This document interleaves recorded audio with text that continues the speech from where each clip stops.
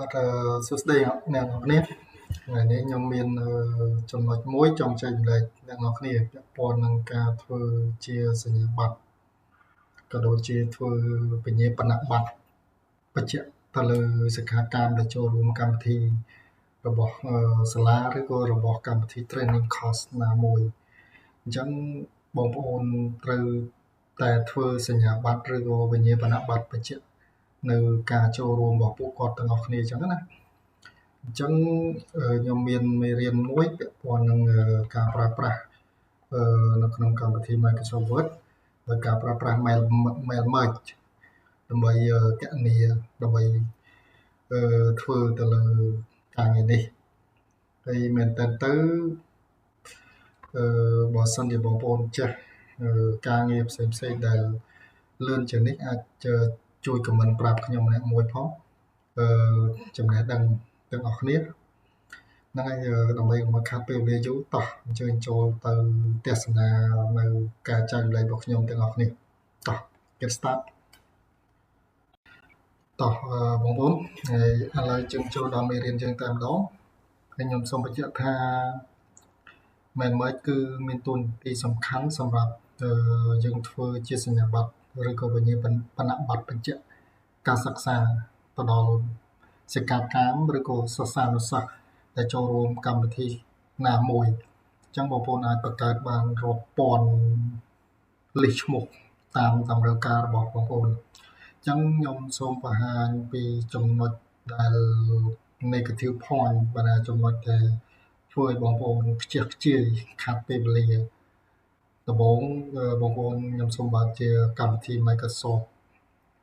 នៅក្នុងកម្មវិធី PowerPoint សិនតើបងប្អូនធ្លាប់ធ្វើសញ្ញាបត្រពីមុនមកហើយបងប្អូនរបៀបធ្វើសញ្ញាបត្របងប្អូនអញ្ចឹងបងប្អូនអង្គុយខ្ញុំសូមបញ្ជាក់នេះជា sample សញ្ញាបត្រហើយសញ្ញាបត្រទាំងនេះគឺខ្ញុំមកដាក់ logo របស់ក្រុមហ៊ុនទេបងប្អូនអាចយកជា sample អីផ្សេងបានតែបងប្អូនធ្វើតាមរបៀប PowerPoint នេះបងប្អូនបើសិនជាសិស្សរាប់ពាន់អ្នករាប់ម៉ឺនអ្នកបើណាសិស្សនៅសាកលវិទ្យាល័យឬក៏សិស្សតាមសាលារដ្ឋឬក៏សាលាឯកជនអញ្ចឹងពេលដែលបងប្អូនចេញសញ្ញាបត្រក្នុងនាមយើងជាគ្រូតើបងប្អូនចំណាយពេលអង្គុយធ្វើនៅក្នុង Microsoft នៅក្នុង PowerPoint នេះដោយ key in ឈ្មោះអញ្ចឹងខ្ញុំសូមបើក file មួយទៀតចូលទៅបើក file មួយទៀតពាក់ព័ន្ធនឹងលិសឈ្មោះ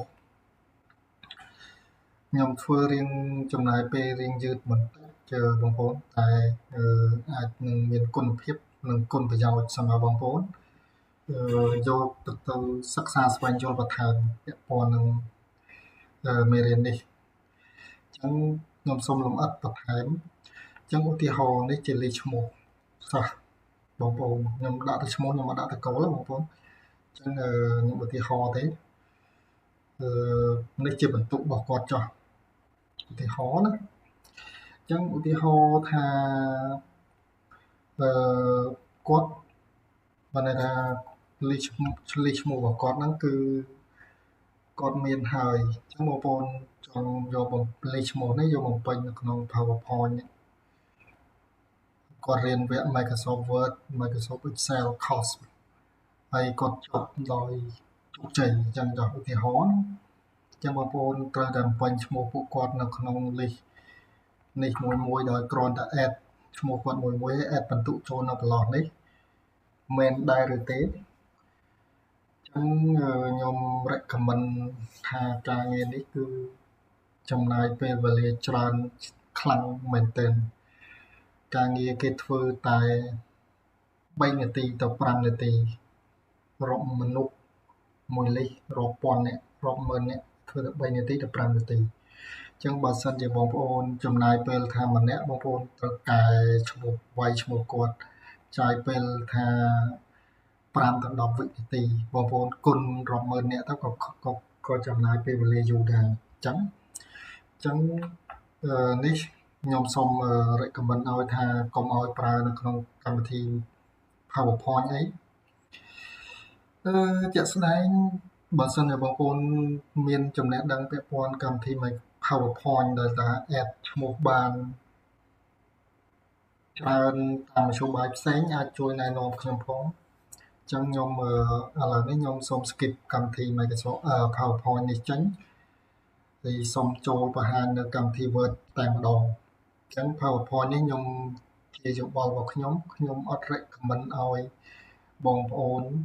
ប្រើប្រាស់នៅកម្មវិធី PowerPoint នេះដើម្បីវាយឈ្មោះគាត់ហើយវាយបន្ទុកគាត់ប្រឡោះក្រហមនេះបន្ទុកអញ្ចឹងវាយបន្ទុកគាត់ចូលនៅក្នុងនេះអញ្ចឹងបងប្អូនអង្គុយវាយឈ្មោះមកប្រឡោះនេះមកប្រឡោះ PowerPoint នេះកន្លែងប្រឡោះនេះឈ្មោះគាត់ចន្លោះនេះបន្ទុកគាត់បងប្អូនអង្គុយវាយម្ដងមួយឈ្មោះផងបន្ទុកផងចំណាយពេលវេលាយូរមែនតើអញ្ចឹងខ្ញុំអត់ recommend ទេអញ្ចឹងកុំឲ្យខាត់ពេលវេលាយូរខ្ញុំសូមបិទ PowerPoint ចេញតែម្ដងដើម្បីកុំឲ្យខាត់ពេលអញ្ចឹងខ្ញុំមាន file Word មួយទៀត file Word ហ្នឹងគឺខ្ញុំចេញពី PowerPoint ដែរទេបងប្អូនរៀងយូរបន្តិច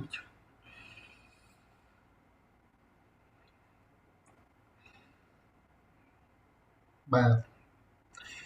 អញ្ចឹង file Word នេះគឺ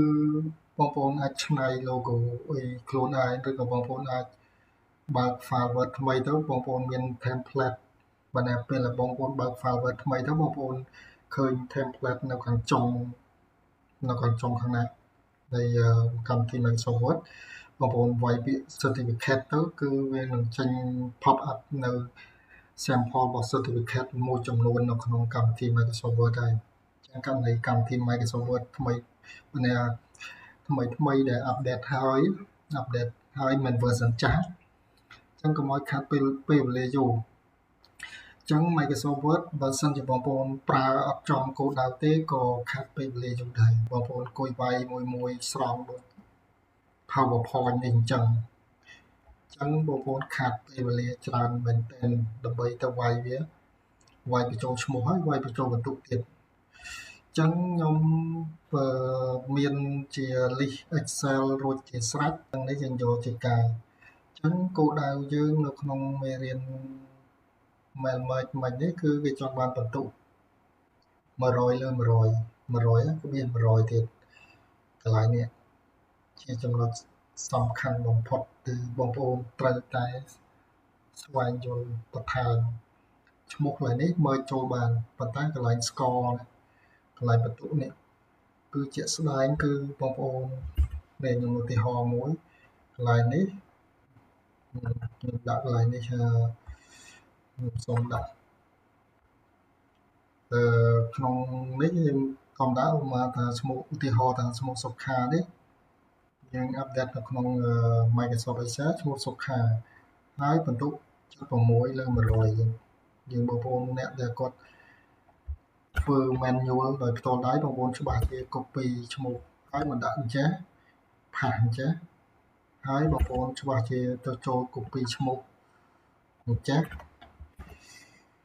ហើយផាសអញ្ចេះហើយមែនទេបងប្អូនហើយអង្គុយសេរី font នេះឡើងវិញធំតូចតាមតម្រូវការរបស់បងប្អូនចុះអញ្ចឹងបងប្អូនអង្គុយធ្វើអានឹងបើលេខឈ្មោះសិស្ស1000នាក់2000នាក់បងប្អូនត្រូវធ្វើ add ឈ្មោះនេះ1000ដងទៅ2000ដងអញ្ចឹងខាត់ពេលអញ្ចឹងបងប្អូនអាច delete ចោលធ្វើតាមវិធីរបស់ខ្ញុំអញ្ចឹងកន្លែងនេះដោយសារយើងចង់បាន100អញ្ចឹងបងប្អូនទៅតោះបងប្អូនឥឡូវយើងចូលដល់ចំណុចដែលយើងត្រូវចងរូបមន្តកន្លែងនេះសំខាន់បំផុតគឺយើងចង់បាននៅក្នុង Excel នេះបន្ទុកលើ100ប្រមាណលើ100ចង់បញ្ជាក់លេខហ្នឹងអញ្ចឹងយើងចូលរូបមន្តក្នុង Excel មកចុច6លើ100 100លើ100ចឹងឈ្មោះសិស្សមួយហ្នឹងលើ100បន្ទុកលើ100អញ្ចឹងបងប្អូនត្រូវចងស្មើយកកន្លែងនេះចុច6លើ100ដើម្បីឲ្យបានលើ100បងប្អូនមើលទៅម៉េចចុចសញ្ញា N ហើយបងប្អូនចុចក្មេងក្រៅ2ហើយបងប្អូនចុចក្បៀសហ្នឹងបានន័យថាខ្វែងលើ100ចុច100មកហើយបិទញ៉ានេះវិញចឹងបើសិនជាបងប្អូនចង់បានដក space តិចបងប្អូន space កន្លែងនេះចឹងធ្វើមករួចជាស្រេចបើចង់បាន space កន្លែងនេះបន្ថែមតិចនេះកន្លែងនេះរៀង76នេះរៀងជាប់ចឹងយើង space កន្លែង end នេះមកចឹងរៀងចឹងយើងអាចកែប្រើតិចមកដក clear ឡើងនឹង2ហ្នឹងយើងអាចសេរីតាមក្រោយបានដក clear ចេះមួយដក clear ចេះមួយមកដើម្បីឲ្យរៀងទលាយចឹងធ្វើមកនៅរៀង space ទលាយតិចចឹងបងប្អូនសេរីតាមចំណង់ចូលចិត្តចឹងចំពោះខ្ញុំអត់ចង់ដក clear ទេព្រោះ space យើងវានេះវាទូចនៅក្នុង Excel នៅក្នុង Word សំទោស Enter មកយើងអូសមក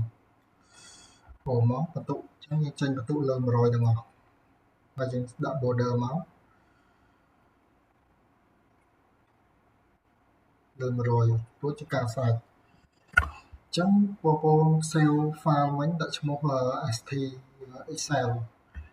ចឹងជាចំណុចសំខាន់មួយទៀតបងប្អូនត្រូវធ្វើនៅក្នុង save វិញដាក់នៅក្នុង desktop ចឹងយើងចង់ទាញ file នេះទៅជាចូលទៅក្នុងនេះម្ដងនៅក្នុង file Word ម្ដងនេះជា file Microsoft Word ជាធម្មតានេះ Word ចឹងខ្ញុំសូមបិទកាមេរ៉ាតែម្ដងចឹងបងប្អូនមើលឲ្យច្បាស់មែនតើព្រោះលេខឈ្មោះនេះយើងទាញលេខឈ្មោះនេះមួយបើសោះរាប់ពាន់នេះបងប្អូនត្រូវ add ដល់នេះរាប់ពាន់ដងចឹងបើយើងមានលេខឈ្មោះហើយបើចាំអង្គុយ add ដងមួយហើយក្នុងនេះ add ដងមួយទេចឹងបងប្អូនឈរនៅលើវាទៅហើយបងប្អូន go to mail merge នេះកន្លែង mail link នេះហើយបងប្អូន go to start mail merge ចុចលើវាមកបងប្អូនទៅ check ទៅ click នៅលើ step by step mail merge wizard នេះចឹងនឹង pop up ចំណុចមួយដល់បងប្អូនចំណុចនេះគឺនឹង pop up រៀងបាំងនេះបន្តិចបងប្អូនចឹងនឹង pop up មួយបងប្អូនចង់ដាក់វាទៅជាអីគេ select document type ជាលក្ខជាអក្សរចឹងបងប្អូន next step ទៀតមក next step ហើយកន្លែងនេះ preview select document type ចឹងយើងមើលខាងលើយើងកន្លែង function ទាំងពីរនេះគឺមាន step គេ step 1មិញគឺផុតហើយយើងចូល step 2ចឹង step 2យើងអ្វីដែលខ្ញុំត្រូវធ្វើឥឡូវនេះគឺ use current document use current document មានន័យយើងប្រើ document របស់យើងបច្ចុប្បន្នហ្នឹងចឹងណាចឹងយើងចូល step 2មកហើយចំណុចនេះគឺបងប្អូន use existing list បើន័យថាយើងប្រើ list ដែលយើងមានរួចជា slide គឺយើងអត់ select ពីណាទេពី Outlook ពីអីទេពី new list ផ្សេងទេអញ្ចឹងយើងចូល browser តែម្ដងដល់ step ឡើង browse នេះហើយយើង select នៅលើ desktop ហើយយើងយកពី desktop មក desktop ហើយយើងយកពី st នេះមកយើង save លើ desktop ហើយអញ្ចឹងវានឹង pop up ប៉ុណ្ណេះមកយើងមិនបាច់ទៅខ្វល់វាទេក្នុង list នេះយើងអូខេវាមកអញ្ចឹងវានឹង pop up ចំនួនលេខឈ្មោះនេះមួយដែលយើងចង់ show វានេះជាចំណុចសំខាន់ដែលយើងត្រូវធ្វើអញ្ចឹងយើងអូខេវាមកហើយកន្លែងនេះគឺយើងចង់បានឲ្យវាមិនដល់បញ្ចូលឈ្មោះមែនទេនេះកន្លែងនេះអញ្ចឹងបងប្អូន select កន្លែង go to merge field នេះមកហើយអ្វីដែលបងប្អូនចង់បានគឺឈ្មោះ full name ពេញមែនទេឈ្មោះពេញដោយសារក្នុង list នេះវាមាន full name នេះឈ្មោះយើងពេញ ណាបងប្អូនកន្លែងហ្នឹងសំខាន់ហើយកន្លែងនេះបើសិនជាបងប្អូនមានចង់បន្ថែមអីទៀតបងប្អូនប្រើ Canva មកហើយយើង add fill នេះចូលមួយទៅតាម list Excel របស់យើង full name point total score ឃើញទេគឺទៅតាម list header របស់យើងនេះគឺយើងមានតែប៉ុណ្ណឹងយើងចង់ពេញនៅឈ្មោះទេអញ្ចឹងអត់ទាន់ complete 100%ទេបងប្អូនអញ្ចឹងបងប្អូននៅកន្លែងបន្ទុកនេះបងប្អូនចង់បានបន្ទុកតែបងប្អូននៅកន្លែងឈ្មោះនេះយើងអាចកែ font បានកែដាក់ font ពណ៌អីក៏បានដែរយើងដាក់ bold អីចឹងទៅយកដាក់ធំអីចឹងយើងកែទំហំមកឲ្យតូចជាងនឹងបន្តិចទៅនៅកន្លែងនេះយើងដាក់បន្ទុកយើង add នៅកន្លែង mailing វិញមកយើងចូល insert merge field ហើយយើង go to total point យើងអត់យក point ទេភាសា point មិញមានតែបន្ទុកទេតែយើងអត់ចង់បានអ្វីយើងចង់បានគឺបន្ទុកយើងហើយនៅលើ100អញ្ចឹងជាក់ស្ដែងយើងយកមក insert merge field ហើយ total point អញ្ចឹងគឺយើងចង់បានទាំងអស់ហ្នឹងយើងកែ font តាមក្រោយបានយើងអាចយកអក្សរបន្ទុកនោះដាក់ធំទៅហើយយើងដាក់ពណ៌ចឹងក៏បានដែរអញ្ចឹងប៉ុណ្ណឹងវាចប់នៅបងប្អូនប៉ុណ្ណឹងបងប្អូន next ទៀតមកហើយបងប្អូនអាច next បញ្ចប់ក៏បាននេះចេញនេះបងប្អូនអញ្ចឹងឈ្មោះបងប្អូនគឺប៉ុណ្ណេះនេះណាហើយសួរថាតើចុះឈ្មោះចេញតែមួយអញ្ចឹងហេតុអីឈ្មោះក្នុងលេខនេះមានចេញច្រើនទៀតដល់16ឈ្មោះនោះបងប្អូនទៅធ្វើម៉េចអញ្ចឹងបងប្អូននេះកន្លែង recipient នេះអញ្ចឹងបងប្អូនចុចលើវាមកវាសូឲ្យឈ្មោះនេះសូទាំងបន្ទុកសូទាំងឈ្មោះឲ្យនេះeasy បងប្អូនអញ្ចឹង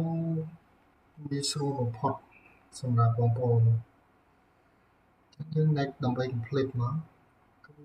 ការងារហ្នឹងគឺចប់សពគ្រប់បងប្អូនហើយបងប្អូនអាច print បានធម្មតា print preview មក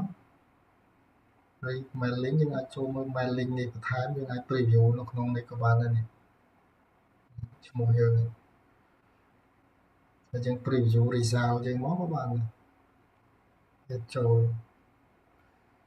អានេះ preview នេះបានថាយើងចង់កែបន្ថែមបន្ថយអីបន្ថែមនៅក្នុងនេះឬក៏ចូលនៅក្នុងនេះក៏បានអញ្ចឹងប៉ុណ្ណឹងយើងអាចបន្ថែមបន្ថយឈ្មោះយើងបានអញ្ចឹងយើង finish mail merge មកចុច finish មកហើយយើងចង់ print ឬក៏យើងមិនចង់ print ជា document print ហើយយើងដាក់ all record ពី1ទៅដល់16ឧទាហរណ៍មិនមាន16មែនទេ1ទៅដល់16លេខរៀងទី1ដល់16ខ្ញុំបងប្អូនសេរីមក print record ពី1ទៅដល់16អញ្ចឹងបើសិនសំទោស16អញ្ចឹងបើសិនជាបងប្អូនចង់នេះទេគឺនេះខ្ញុំអត់ print ទេខ្ញុំ back ទៅវិញហើយអញ្ចឹងខ្ញុំមានតែប៉ុណ្្នឹងទេពាក់ព័ន្ធនឹង mail merge ក្នុងការអនុវត្តវាហើយបើសិនជាបងប្អូនចង់ merge ទៅជា PDF file ទៀតបងប្អូនចុចនៅក្នុងនេះ merge ទៅ PDF នេះពីចំណុចទី1មកពីទី1រហូតទៅដល់ទី16ចុងក្រោយគេនេះមកអញ្ចឹង merge to PDF មកអញ្ចឹងបងប្អូនចុច merge មក automatic send to PDF by mail អញ្ចឹងបាច់ send ទៅ mail ទេយើងចុចលើវាមកអញ្ចឹងវា convert ទៅជា file PDF ក្នុង database របស់យើងហើយយើង save វានៅលើ desktop file ណាក៏បានស្រេចតែបងប្អូនចង់ save អញ្ចឹងខ្ញុំដាក់ folder ចូល folder ខ្ញុំចូលរកខ្ញុំដាក់mail merge អញ្ចឹងសំទោស folder មិនទៅណាដែរ folder ដាក់នៅ folder នឹងហ្មងទៅអូខេ ចឹង file ទាំងអស់ហ្នឹងវា convert ទៅជា PDF ម្ដងមួយចឹងងាយស្រួលបើសិនជារកពាន់ឈ្មោះគឺបងប្អូនងាយស្រួលសម្រាប់អនុវត្តចឹងសូមចាំបន្តិចបងប្អូន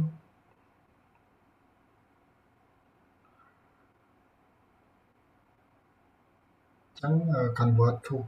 Adobe PDF នឹងម្ដងមួយហើយបងប្អូនអាច send ឲ្យបុគ្គលតាមឈ្មោះមួយរបស់បងប្អូនចង់បាន16នឹងយូរបន្តិច